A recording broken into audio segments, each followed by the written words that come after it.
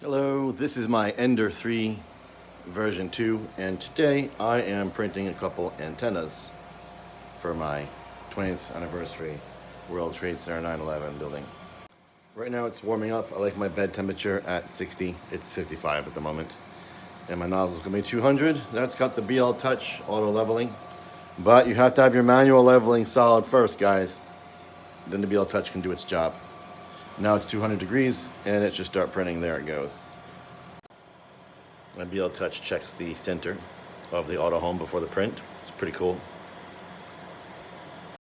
And away it goes.